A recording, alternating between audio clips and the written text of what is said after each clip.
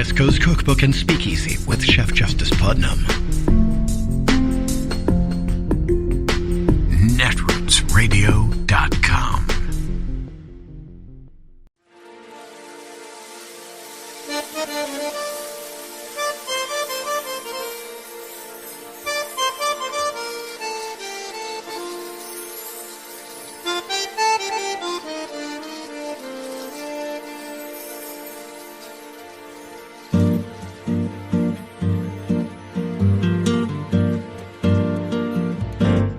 Je voudrais du soleil vert, des dentelles et des théières, des photos de bord de mer, dans mon jardin d'hiver.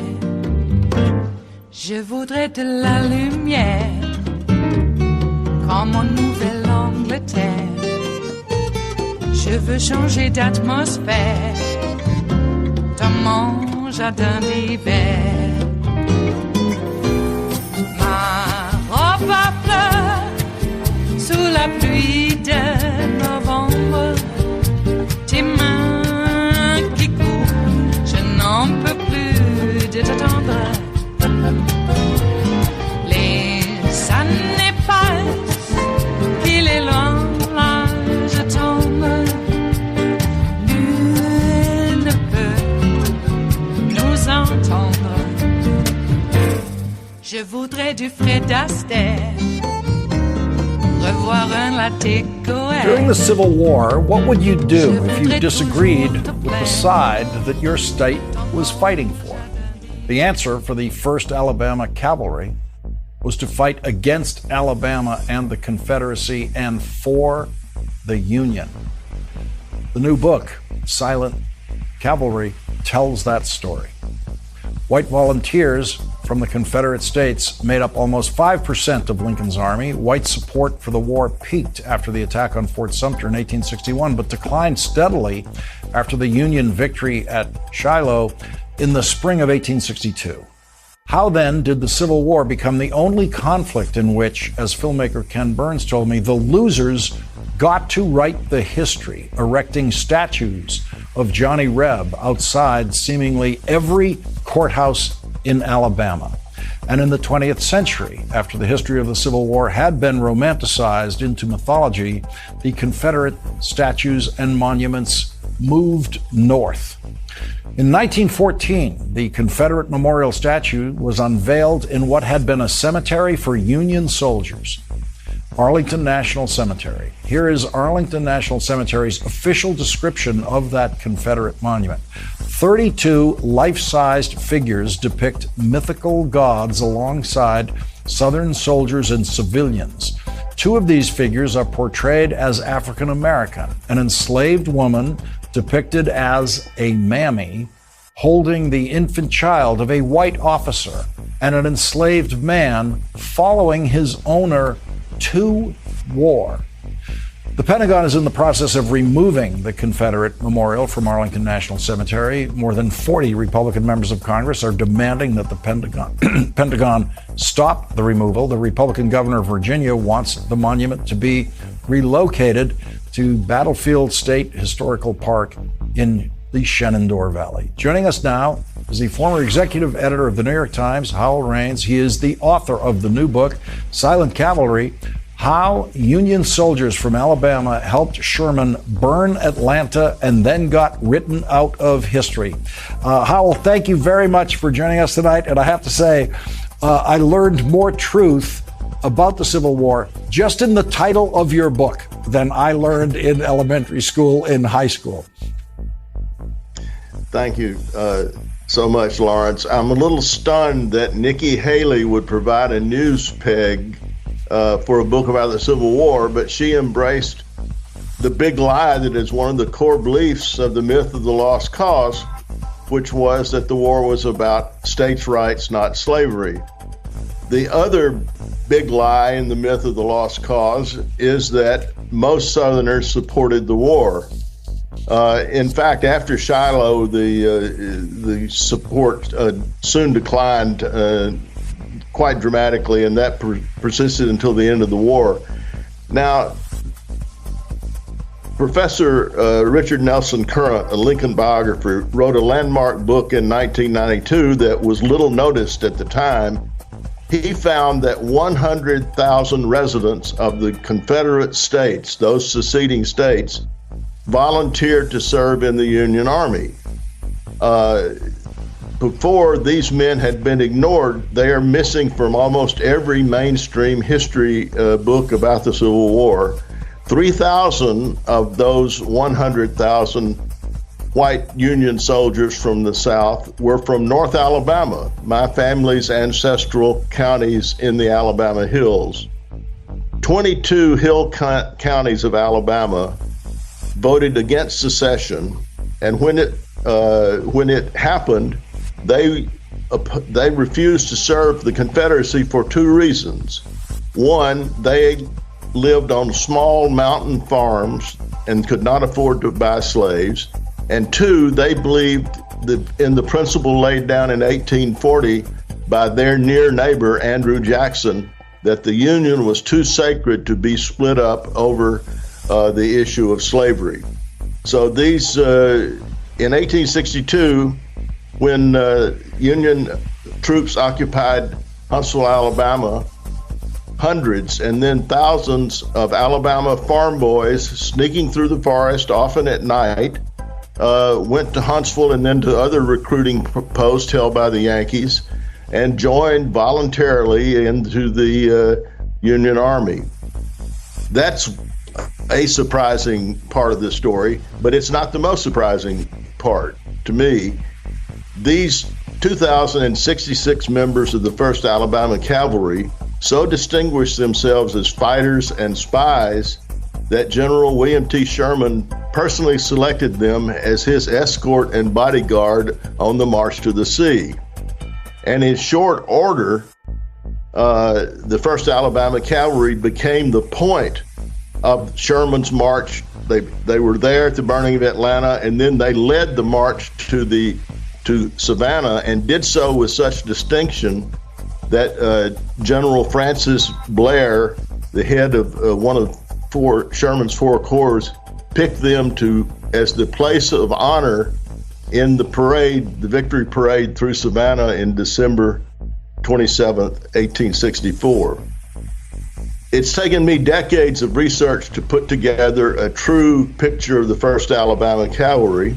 I should say that my great-great-grandfather, James Howell Abbott, my name Howell is based on his biblical name Howell, helped a Walker County farm boy slip across the Mississippi River in his canoe, and so he was a recruiter for the 1st Alabama Cavalry. I found this out only after years of research. So it's taken me, because they're missing from most history books, it's taken me literally decades of research to piece together the military history of the 1st Alabama Cavalry. Then I found myself on the cusp of a historical detective story. Why had no one heard of these people? They're missing from all the mainstream history books, and they're missing for a very specific reason. And it took me, again, even more years to piece together this set of events. How years you make? Yeah, sorry. You make the point that many Southerners did not own slaves, and if they didn't own slaves, they did not have a stake in that war. That's something you're going to have to explain to Nikki Haley, because she does not seem to know that as of tonight in New Hampshire. Howell Raines, I wish we had more time. Thank you very much for joining us. The book is Silent Cavalry by Howell Raines. You will learn a lot. Thank you very much for joining us.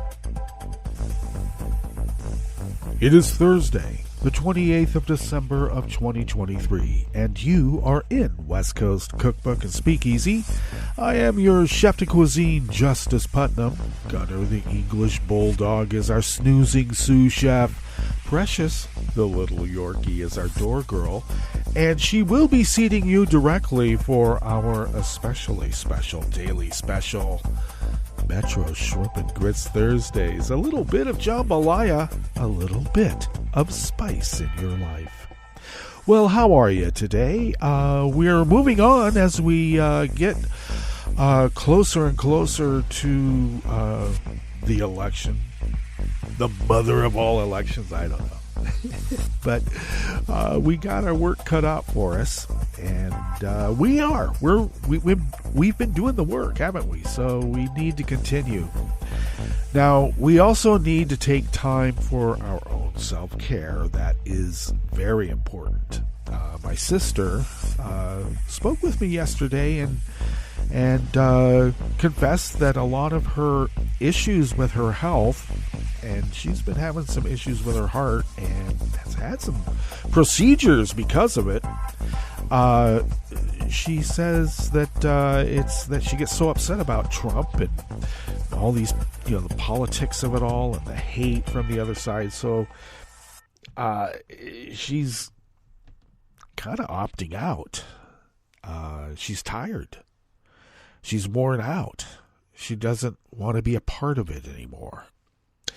Now, of course, that doesn't mean that she won't vote, but to be in the fray of it constantly, well, some people are cut out for it, and other people are just citizens going about their lives, and then they do their civic duty. But they shouldn't have to, have heart attacks over it, right? So if you are there, step back, take a deep breath. We will cover for you. You just need to go vote. You don't need to get upset and injure yourself because of this. On the other hand, this is exactly what the other side wants. They want us to give up. Well, we're not going to give up. Not one whit. Especially when you got like Lauren Boebert running from her district because apparently Frisch raised $7.7 million in a week, which is like way more than she's ever had. Ever. In fact, I think combined. Well, we don't know. Maybe now she's on the gravy train. But she needs to get elected one more time so she can get that sweet, sweet government money that she condemns everybody of a different hue of getting. Okay? She deserves it because of how hard she's worked. Okay, well, we'll see. Ken Buck, who had retired from the 4th District and what she's now running in, wasn't necessarily a MAGA apologist. In fact, he was an anti-Trump, a never-Trumper. And that's why he gave up. He couldn't take it anymore, so maybe he needed some self-care. Well, we'll see.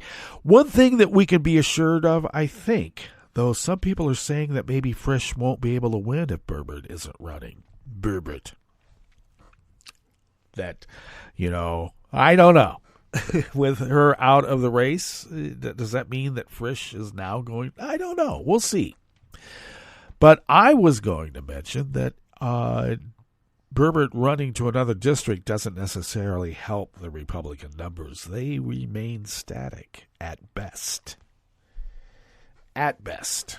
And I think we're taking over a few more, too, especially with New York finally being able to wrest control of their redistricting process from the Republicans that call themselves Democrats there, because they can't get elected if they call themselves Republicans, so they got to hide it. Isn't that nice? Okay, let us now give you what we have in store for you here in the Bistro Cafe as we begin on this fine Metro Shrimp and Grits Thursdays. Well, as we begin here in the Bistro Cafe, a judge ordered a woman who set fire to Wyoming's only full-service abortion clinic to pay nearly $300,000 in restitution, the full amount sought by prosecutors. In other words, she got the book thrown at her. More Americans applied for unemployment benefits last week, but not enough to raise concern about the labor market or the broader economy. And pro-Hamas rioters briefly blocked entrance roads to airports in New York and Los Angeles. My voice. After the break, we move to the chef's table, where a Russian politician calling for peace in Ukraine, we reported on her candidacy. Well, she lost her appeal to run for president against Vladimir Putin. So now I guess the only thing left is that they have to jail her in some gulag in Siberia. And China sanctioned a United States research company and 2 analysts who have reported extensively on human rights abuses committed against Uyghurs and other Muslim minority groups. All that and more on West Coast Cookbook and Speakeasy. Bon appetit.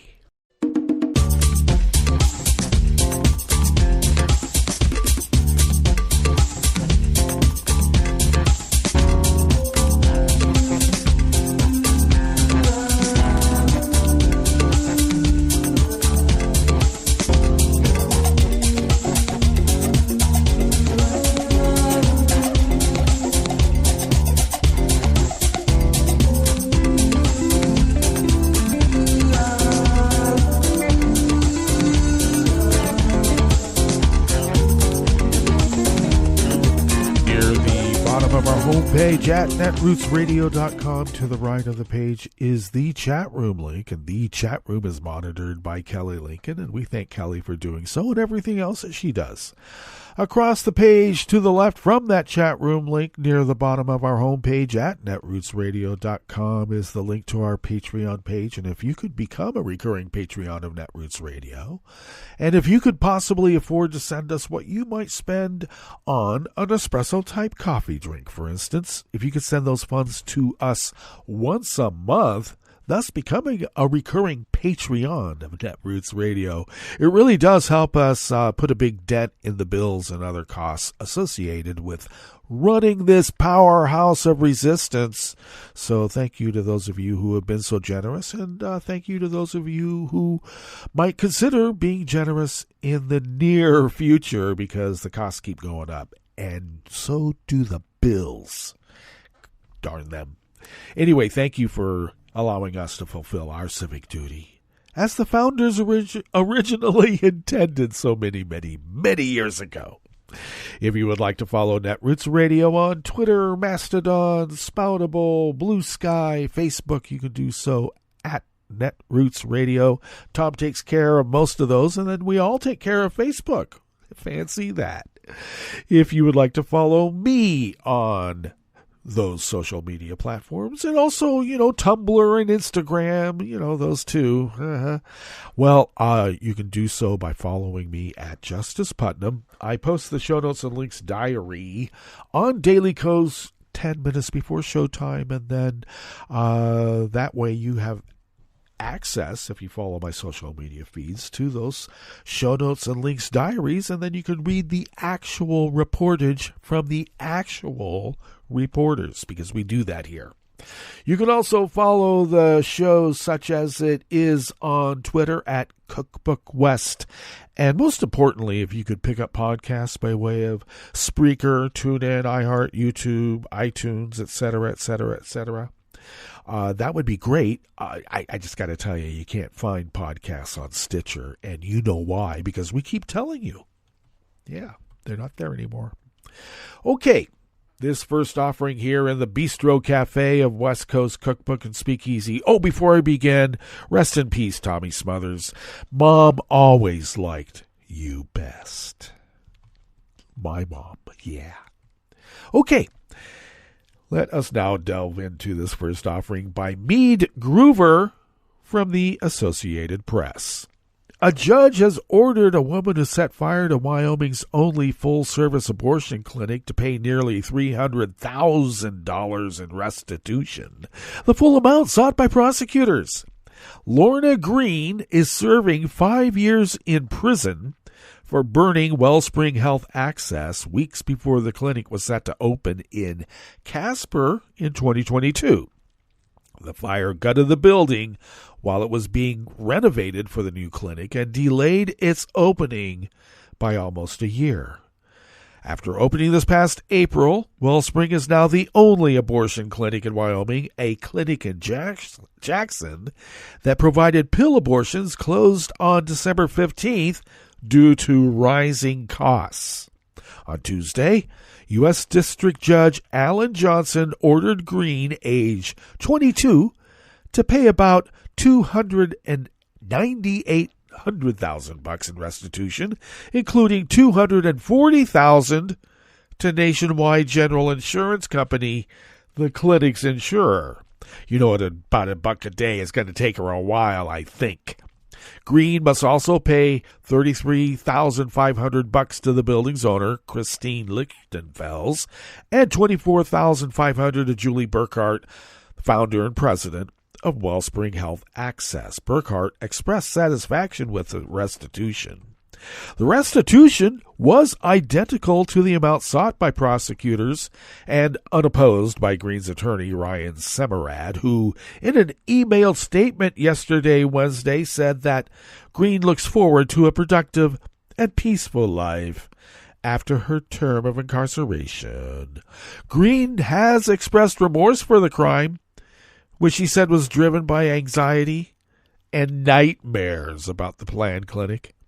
The Casper College mechanical engineering student had shown no sign of anti-abortion views on social media, but told investigators she opposed abortion. She admitted driving from Laramie to Casper, breaking into the clinic through a door and lighting gasoline she poured on trays and splashed on the floor. After months of little progress, investigators increased the reward to $15,000 and got tips, leading to Green's arrest in March. She pleaded guilty in June to arson and in September received the minimum prison sentence. She had faced up to 20 years in prison.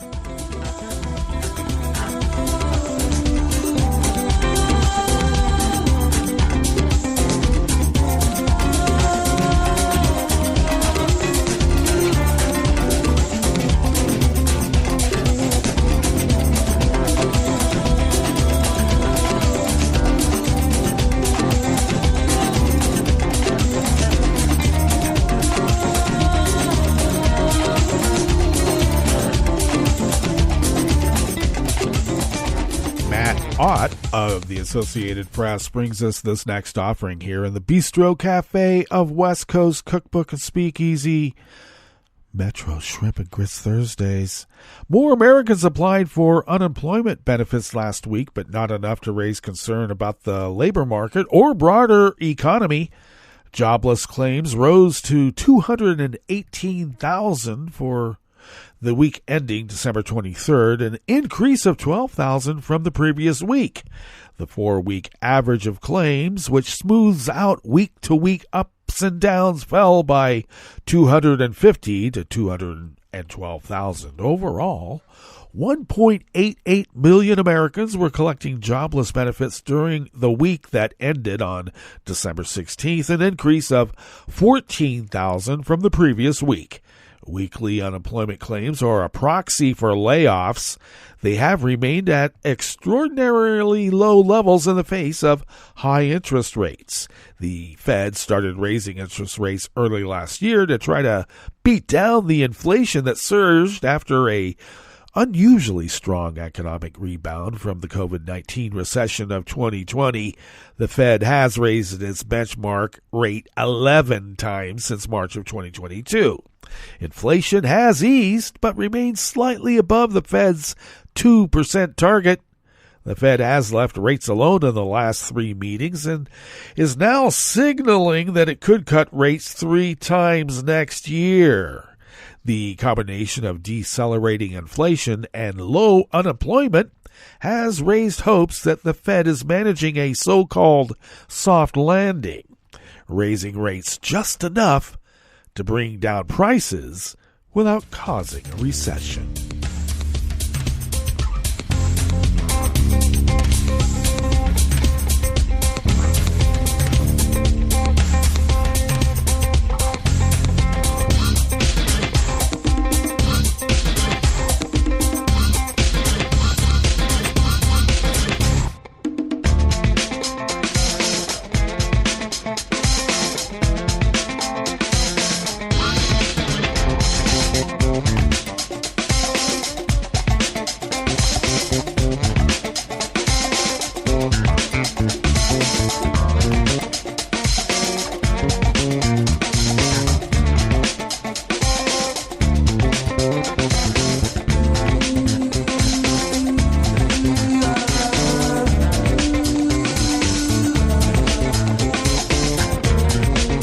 Jake Openheart of the Associated Press brings us this final offering here in the Bistro Cafe of West Coast Cookbook and Speakeasy. I will do a little bit of editing because I have to say these so-called pro-Palestinian protesters are really pro-Hamas protesters, and in the Netroots Radio Style Manual, they are referred to as pro-Hamas protesters. Well, pro-Hamas protesters briefly blocked entrance roads to airports in New York and Los Angeles yesterday, Wednesday, snarling traffic as U.S. airlines contended with a rush of holiday travel. The demonstration stopped cars on the outskirts of New York's John F. Kennedy International Airport, where some travelers set off on foot to bypass the jammed roadway, as well as L.A. International Airport. We call it affectionately LAX. A total of 62 people were arrested during the two protests. In New York, activists locked arms and held banners demanding an end to the Israel-Hamas war and expanded rights for Palestinians, bringing traffic to a standstill on the Van Wyck Expressway leading up to the airport for about 20 minutes. Video posted to social media showed passengers carrying suitcases, leaving vehicles behind, and stepping over barriers onto the highway median. 26 people in the protest were arrested for disorderly conduct and impeding traffic, and the Port Authority of New York and New Jersey dispatched 2 buses to help travelers caught up in the backup to reach the airport. Around the same time as the New York protest, I keep telling you, it's AstroTurf and Russian PSYOPs. Well, at the same time, a major thoroughfare leading to the Los Angeles airport was shut down by another group of protesters who dragged traffic cones, trash bins, scooters, and debris onto the lanes. And it's not reported here, but they also threw rocks at the cops, which didn't make the cops happy. In a statement, here it is. The L.A. Police Department accused protesters of throwing a police officer to the ground and attacking uninvolved passerbys in their vehicles, without providing further details about the incident. Well, they are going to find out, and we will be finding out real soon how much hostile foreign involvement there is. Okay, let us now go to our break, and when we get back from that break, we will go through weather from around the world, and we will finish up with the stories that we've curated for you today.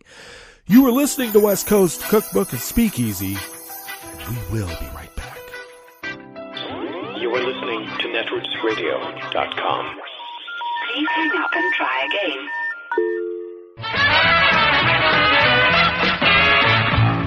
From a point at sea to the circles of your mind, a new force is at work for planetary transformation. New radio for a new Earth.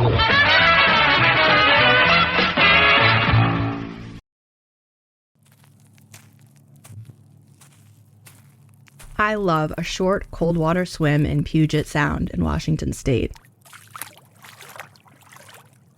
I start from a rocky shore near my home.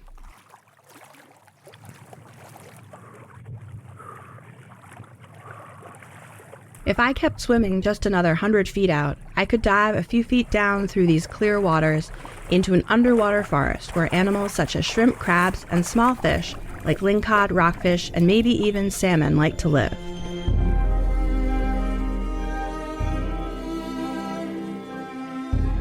This is Scientific American's Science Quickly. I'm Star Vartan. Kelp forests are made of thick, undulating ribbons of brown algae that hang onto rocks at the seafloor and grow toward the light above. Kelp is found in dense groups, like trees on land, hence the name forests. But just like forests on land, lately these underwater forests have come under threat from climate change. The kelp forests off California's coasts have largely disappeared in recent years. It all started in 2013 with a mysterious blob. That's what scientists called this blobbish patch of warmer than normal ocean water, which was created by changes in the atmosphere above the Pacific. The blob brought drastic changes to the California kelp forests. Elevated ocean temperatures led to a die-off of sea stars. Sea stars typically control the population of sea urchins. Sea urchins eat kelp. And so the coming of the blob created an explosion of urchins.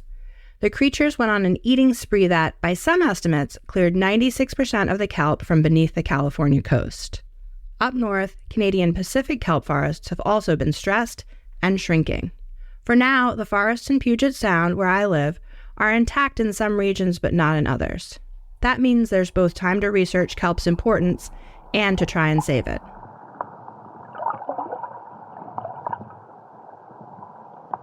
A healthy kelp forest, which you just heard, is typically a quiet, safe haven.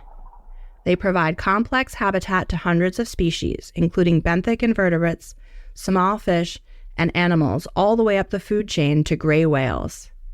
Sea otters twist their bodies into the kelp.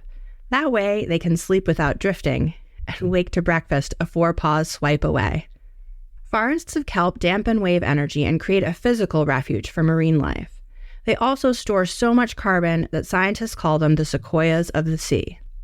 Like terrestrial forests, they also bolster oxygen via photosynthesis and absorb carbon dioxide.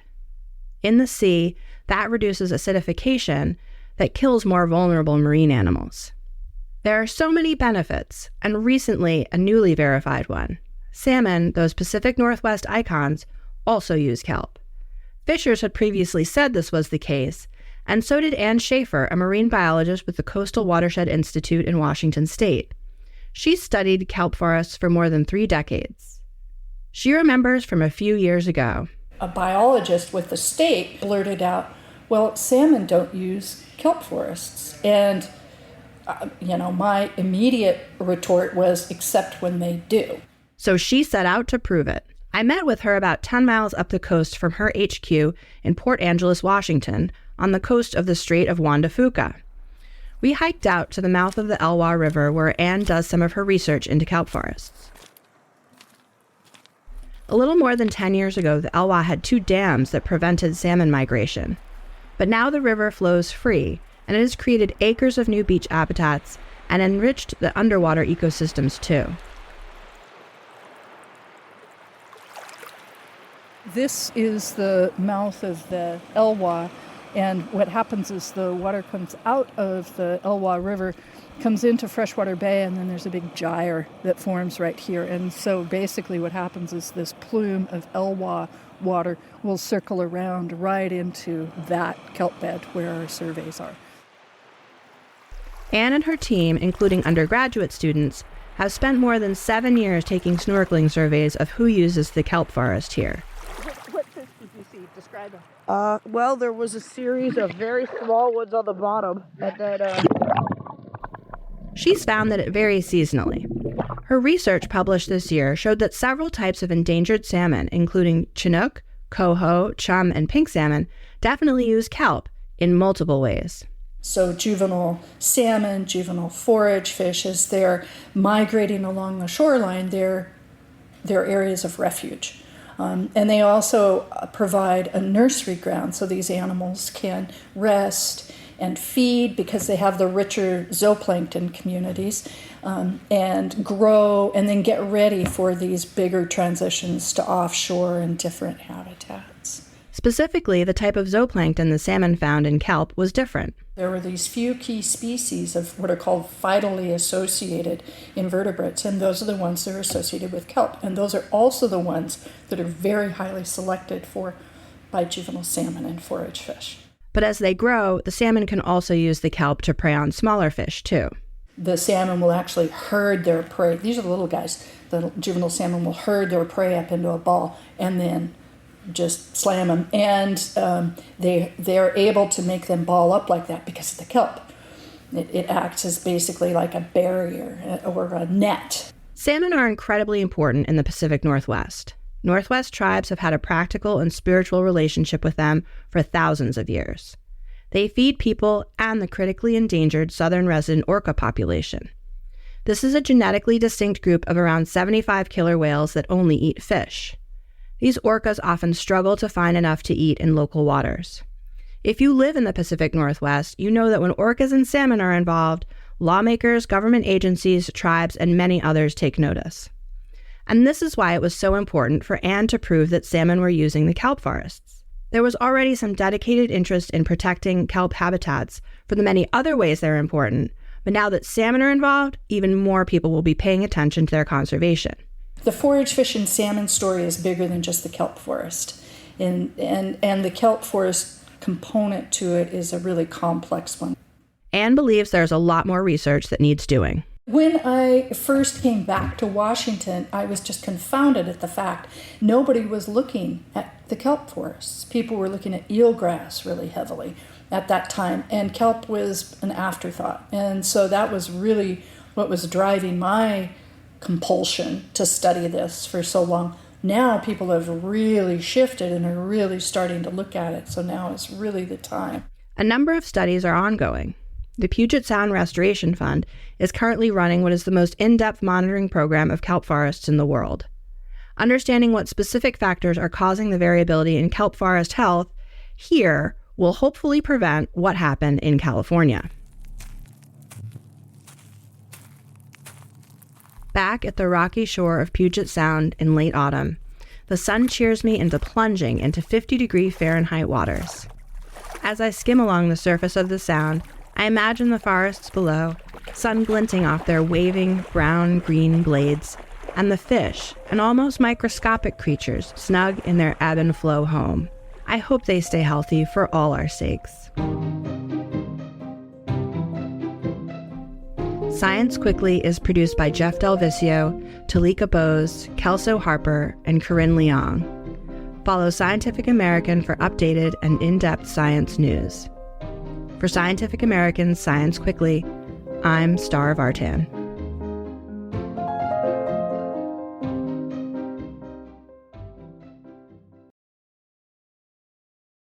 Hi, this is Your Health Quickly, a Scientific American podcast series. We bring you the latest vital health news, discoveries that affect your body and your mind. And we break down the medical research to help you stay healthy. I'm Tanya Lewis. And I'm Josh Fishman. We're Scientific American's senior health editors. On today's show, we are doing a special holiday edition on drinking. The holidays are filled with alcoholic delights, but too much of a good thing can lead to regret. We are here to share some science-based tips for imbibing more safely.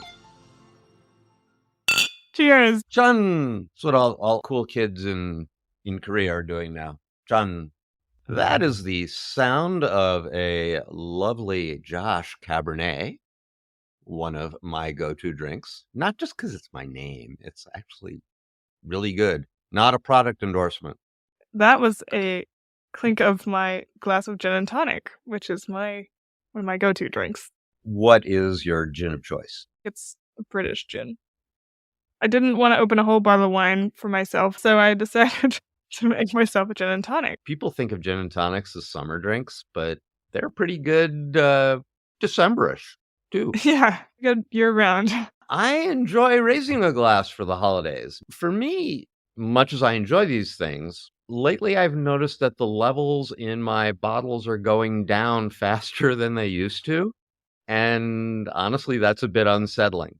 Actually, I'm trying to cut back. I am planning this coming year to have a dry January. That's a good idea. I've actually been cutting back myself, often substituting a non-alcoholic beer or mocktail for a glass of wine with dinner.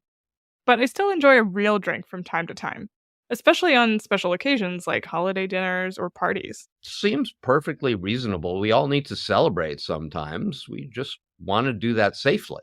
Exactly. And the holidays can really be a risky time for drinking. Some research has shown that people drink as much as twice as much as their usual amount between Thanksgiving and New Year's. That's our colleague Megan Bartels, a news reporter at Scientific American.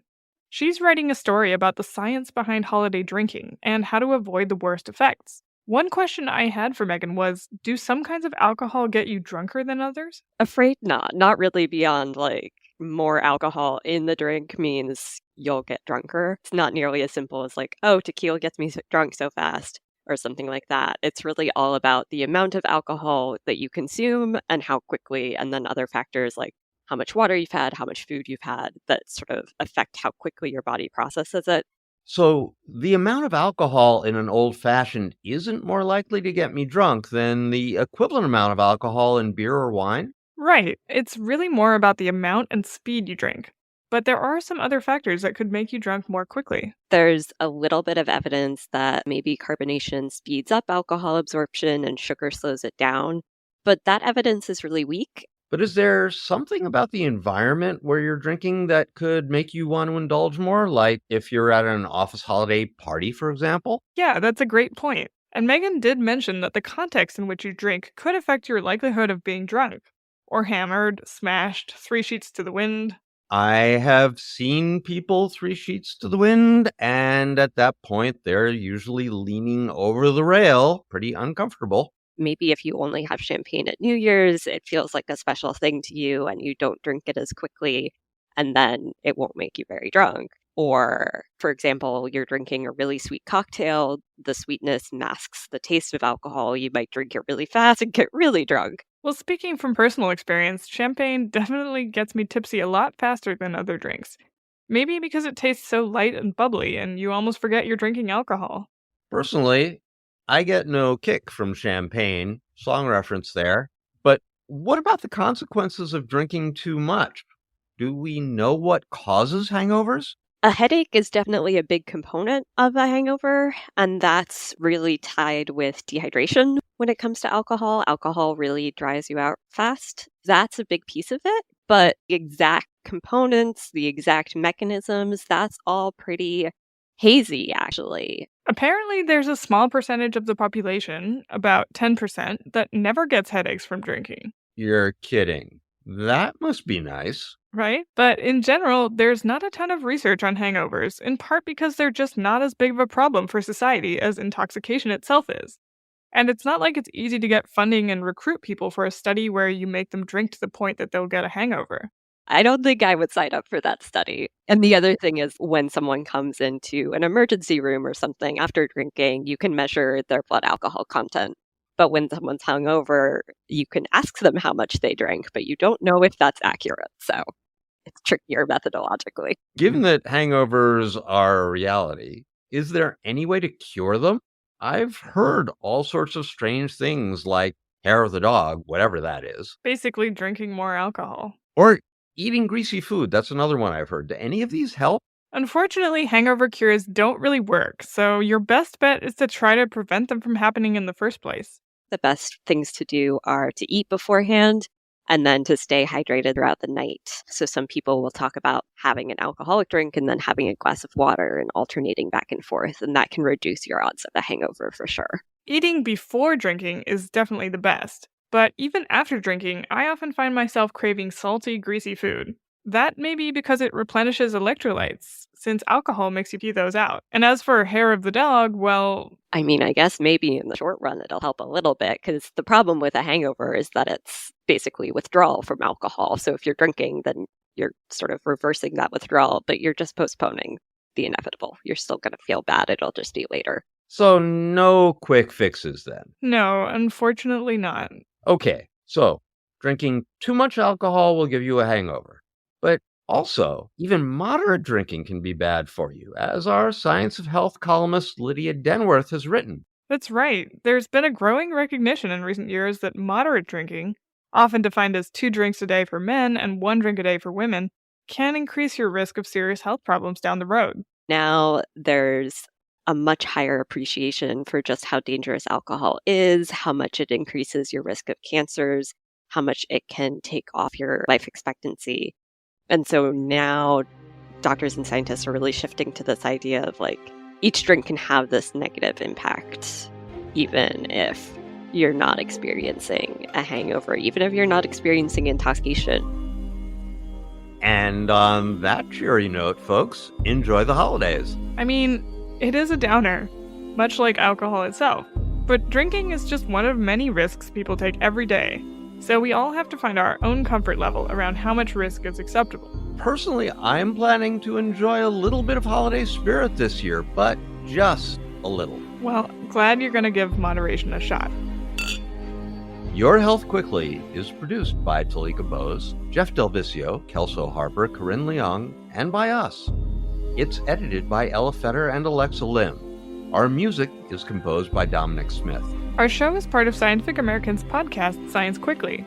Subscribe wherever you get your podcasts. If you like the show, give us a rating or a review.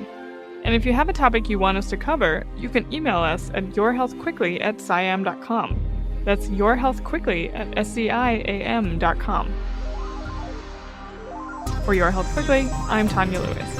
And I'm Josh Fishman. See you in dry January.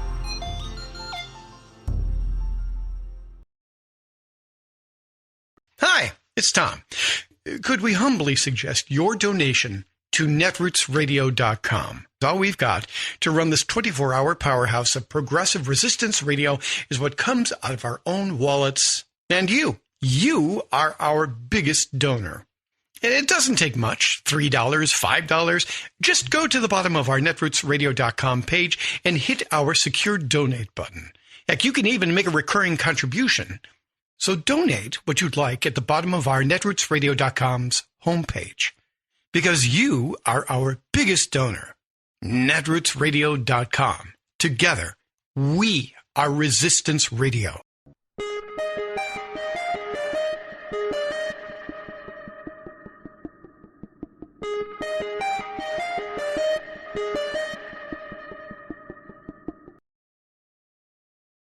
You're listening to the American Democracy Minute, keeping your government by and for the people. We reported recently on Russia's anticipated 2024 election influence campaign, much of which is based on exploitation of social media platforms. But under free speech pressure from American conservative activists, social media platforms have stripped out even the modest protections which existed in 2020. Those activists complain that policing false claims of election fraud on social media platforms suppressed their First Amendment rights, and that the banning of Donald Trump from Twitter and Facebook showed liberal bias. Those complaints worked. A report from watchdog group Free Press, which advocates for accountability from the press and social media platforms, shows 17 content policing policies which Meta, Twitter, and YouTube have eliminated since November 2022. Compounding the issue may be a lack of humans to moderate disinformation, due to the layoff by social media companies of almost 41,000 people. Litigation since 2020 has also taken a toll on finding and stopping disinformation. In July 2023, a federal judge banned the federal government from encouraging, pressuring, or inducing in any manner the removal, deletion, suppression, or reduction of content containing protected free speech. Add AI, and misinformation, disinformation, and influence could be worse in 2024, not better. See the recommendations from Watchdog Free Press at AmericanDemocracyMinute.org. I'm Brian Deal.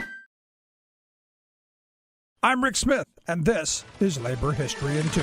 On this day in labor history, the year was 1973. That was the day 3 astronauts aboard Skylab 4 staged a one-day strike against NASA while in outer space. It was an 84-day mission consisting of grueling 16-hour workdays. The crew was tasked with spacewalk inspections of the spaceship, comet observations, medical experiments, and many projects to photograph the Earth. Soon, Mission Commander Jerry Carr, science pilot Ed Gibson, and pilot William Pogue found themselves behind schedule, exhausted, and in Pogue's case, sick. NASA insisted they work through meal and rest breaks in order to catch up. They became increasingly frustrated by endless instructions that micromanaged every move. Infuriated by Mission Control's eavesdropping on their conversations, Gibson argued the mission felt like a 33-day fire drill. Carr stated, quote, "We would never work 16 hours a day for 84 straight days on the ground, and we should not be expected to do it here in space." When Mission Control dismissed the 3 as complainers, the crew demanded a return to rest and meal breaks, and an end to their relentless schedule. Their demands were ignored, and so they simply turned off the radio link with the ground crew. Relations improved when the crew re-established communications the next day. Their schedules were adjusted and breaks restored, though none ever went into space again. Debates continue whether this episode is instructive for the labor movement. Samir Chopra notes, "For those convinced of the value of their work are likely to push back when placed in an artificially controlled, too tightly regulated environment. The lessons here are not just for manned space flights, but for any workplace environment that approximates its conditions. Labor History in 2 brought to you by the Illinois Labor History Society and The Rick Smith Show. For more information, go to laborhistoryin2.com.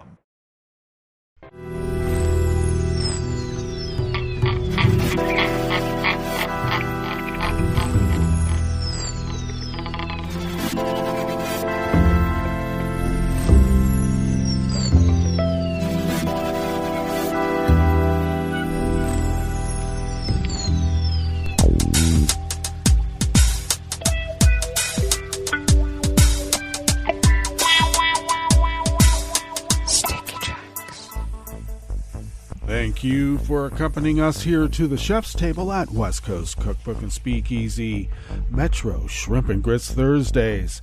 We always begin weather from around the world along the banks of the Rogue River in the Rogue River Valley of southern Oregon on the west coast of the continental United States of America, where it is currently 43 conditions under mostly cloudy conditions, expecting temperatures to be a bit cooler than yesterday, which will be in the upper 40s to low 50s. We are under rainy conditions as well and should have quite a few rain showers throughout the day, bringing with it something less than a quarter inch of rain. Also, the region continues to be under an active wind advisory, though in our protected valley here in Rogue River, we haven't been feeling it, keeping our fingers crossed. Considerable cloudiness overnight with a chance of rain showers throughout the night, bringing with it actually a quarter inch of rain. And lows will be in the mid-40s. Considerable cloudiness tomorrow, Friday, with rain showers throughout the day, highs in the mid-50s. Winds will have picked up, expecting out of the southeast at 5 to 10 miles per hour. And we are expecting another quarter inch of rain tomorrow. Pollen is rated as none here in our little village of Rogue River. The air quality index for the Rogue River Valley region is in the good range at 28 parts per million, and that daytime UV index remains low at level 1. Barometric pressure is rising at 30.11 inches. Visibility is at 7 miles, and relative humidity is at 97%. Weather from around the world is brought to you by a crowd of crowdsourced weather stations that a crowd crowdsources from around the world, and that is the Weather Underground. London is 53 degrees and cloudy. Paris is 53 degrees and mostly cloudy. Rome is 55 and mostly cloudy. Bagram is 40 degrees and clear. Kyiv is 35 and partly cloudy. Hong Kong is 65 and fair. Tokyo is 41 degrees and clear. Melbourne, Victoria, Australia is 61 and mostly cloudy. San Francisco, California is 58 and cloudy with a high surf advisory. Chicago, Illinois is 40 degrees and cloudy with a small craft advisory. And you know what that means. And New York, New York is 53 degrees Fahrenheit and cloudy. And that is weather from around the world, brought to you by a crowd of crowdsourced weather stations that a crowd crowdsources from around the world.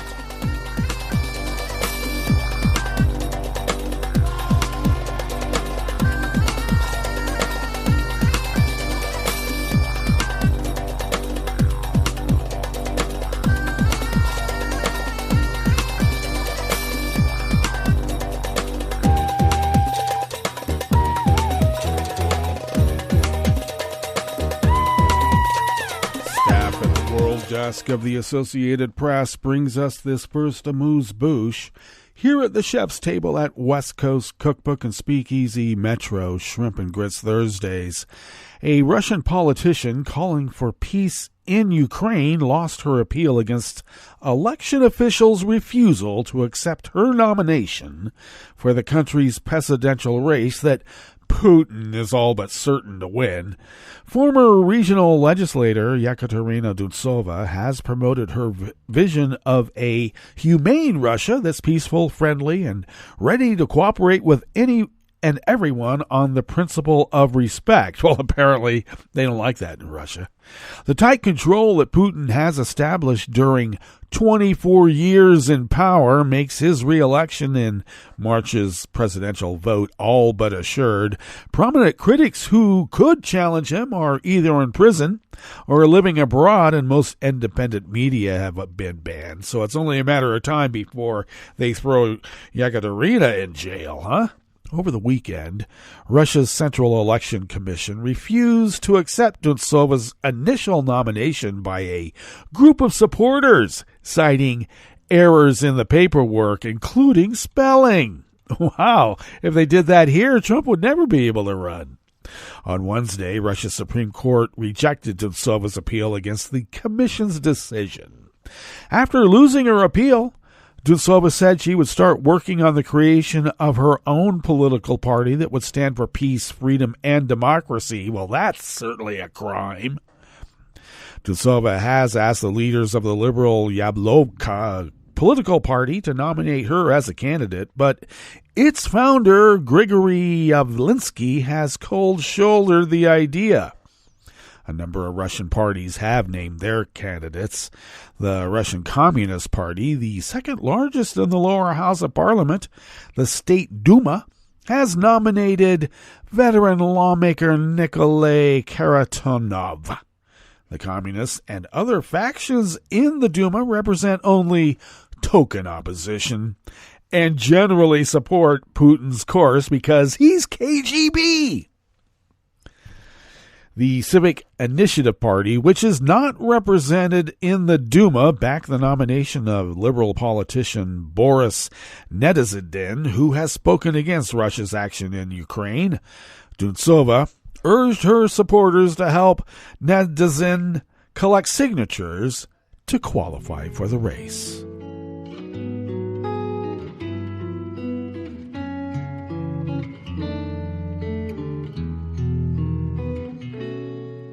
Je te donne ce mon amour pour la vie entière, la promesse de me trouver à tes genoux.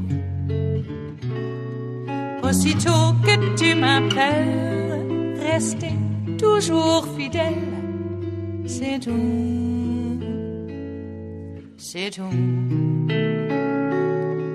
Je te donne tous mes printemps, mes étés de mer, mes automnes quand les feuilles tombent partout. Si ce n'est pas une bonne affaire, je te donne tous mes hivers. Even more staff at the Associated Press working the World Desk brings us this final amuse-bouche here at the chef's table at West Coast Cookbook and Speakeasy.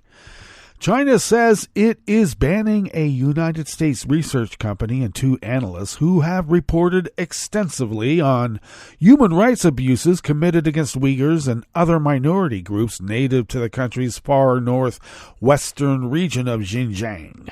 Foreign Minister spokesperson Mao Ning was quoted as announcing late Tuesday night that Los Angeles-based research and data analytics firm Karen, its director of investigations Edmund Zhu, and Nicole Morgret, a human rights analyst affiliated with the Center for Advanced Defense Studies, would be barred from traveling to China. Also, any assets or property they have in China will be frozen, and organizations and individuals in China are prohibited from making transactions or otherwise cooperating with them.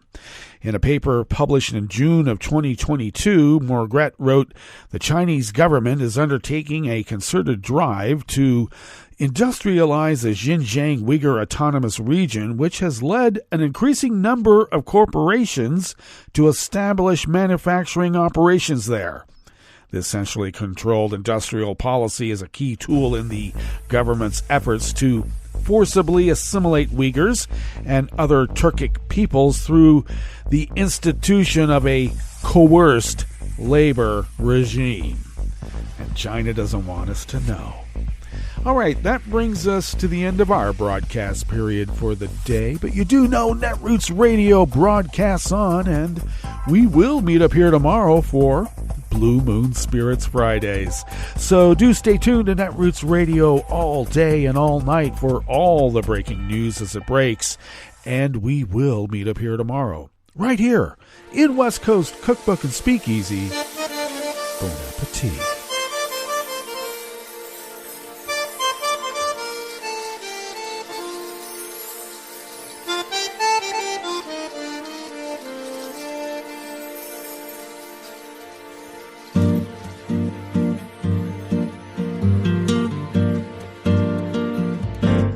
Je voudrais du soleil vert, des dentelles et des théières, des photos de bord de mer, dans mon jardin d'hiver. Je voudrais de la lumière, comme en Nouvelle-Angleterre. Je veux changer d'atmosphère, dans mon jardin d'hiver. Robe à fleurs, sous la pluie de novembre, tes mains qui courent, je n'en peux plus de t'attendre. Les années passent, qu'il est loin, là je tombe. Nul ne peut nous entendre. Je voudrais du Fred Astaire, revoir un latte Goer. Je voudrais toujours te plaire dans mon jardin d'hiver. Je veux déjeuner par terre, comme au long de golfe clair, t'embrasser les yeux ouverts dans mon jardin d'hiver.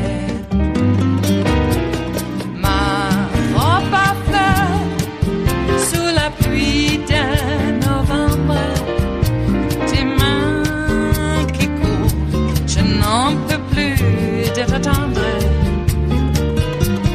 Les années passent, il est loin, là je tombe. Nul ne peut nous entendre. Ba-da-da-dum-di-da-dum.